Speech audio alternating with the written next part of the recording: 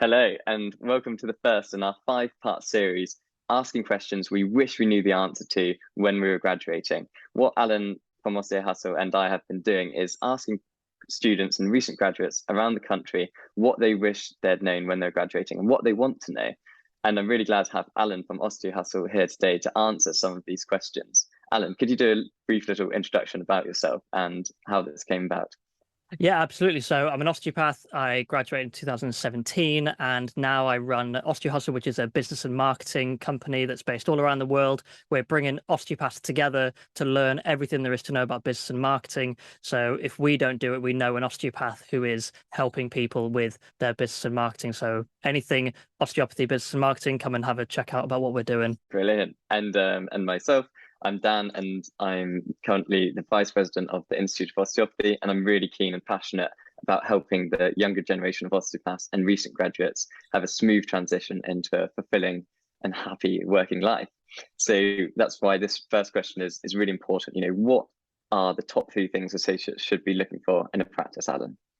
So this question really stood out to me because I think that when you're first graduated, you're maybe in your fourth year, your final year, and maybe the year just after, there are so many questions that are going in your head of being like, do I set up my own practice? Do I become an associate? Do I do both? And so when I looked at this question, I was really trying to understand where my head was at and where the other osteopaths' heads were at that time. And I think that as I've been graduated for a while now and speaking to a lot of osteopaths who have been graduated for a lot longer than me, principals and associates alike, I think the real top thing for me is all to do with transparency.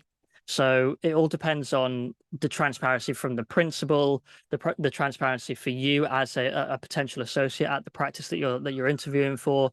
And so for me, it's about being transparent with the principal, with what you're looking for. So are you looking for CPD? Are you looking for support? Are you looking for monthly meetings? Are you looking to just kind of turn up, treat, and leave? Are you thinking of working at other places, two practices part-time on both sides? Are you thinking of building your own practice? I think that these are questions that you want to ask yourself and just be transparent with the principal. And obviously that's primarily around the actual interview process. But the other thing that I think is very important to find out before you start working there is kind of what are the current marketing methods that they're doing? Kind of just ask the question of how are patients finding the practice? So that's all kind of beforehand. But then during, you just kind of want to make sure that if and when possible, that if the principal has said, yeah, we'll have monthly meetings, or I'm happy to do one-to-ones, or I'm happy for you to shadow me, or I'm happy to teach you some of the ins and outs of what it's like to run a practice so that maybe you can cherry pick what you like and apply it into your own practice. I think that just utter transparency on all levels, kind of before you start working and while you're working, is very important. Keep that communication channel open because as circumstances change, what you want professionally, and maybe there are things that life throws at you in your personal life, you always want that communication channel open with your principal. And so when it comes to being transparent with your principal, hopefully they will then be transparent with you of saying, we would like you to maybe consider starting to do this, looking at your rebooking rate, looking at how you can help the practice with marketing, these kind of things, maybe bringing a few ideas to the table. So I feel like the top thing for me is really transparency, understanding what's going on with the marketing methods.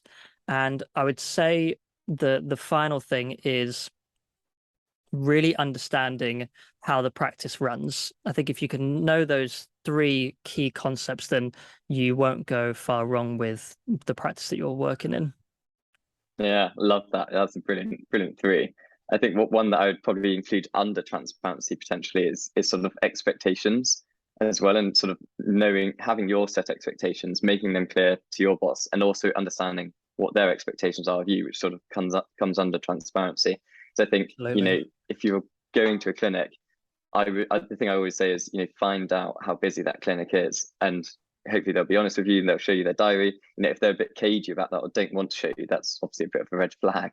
But it's also just, knowing is your expectations to turn up, see patients and then leave and not do any admin work, or is it do you want to be involved in the marketing? You just knowing what you want and making that clear and known to your principal as well, because not everyone wants to do the marketing or wants to do all the admin work, and some people do. And as long as your expectations and values align with the principals, then it's going to be a happy relationship. But it's that transparency that you mentioned.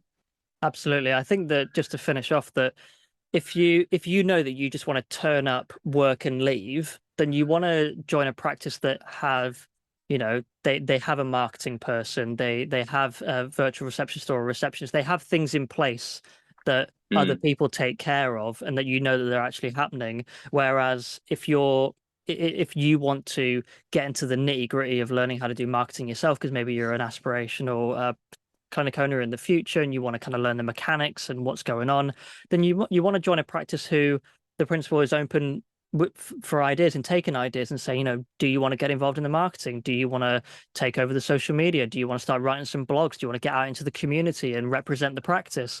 So I think just really understanding what you want from yourself and then being transparent and setting those expectations is just a really important thing to ideally set during the interview. But if you're already out of practice and you're feeling like you want to work on transparency and communication and expectations, there is literally no better time than as soon as possible. Get in contact with your principal and set up that one-to-one meeting and just say, I've been reflecting over the last X amount of months or years that I've been at the practice, and I would like to be able to get an understanding of what my role looks like in the future. And so hopefully they're willing to have that conversation with you, and then you can take it from wherever it leads. Absolutely. Yeah. Brilliantly summarized. That's great.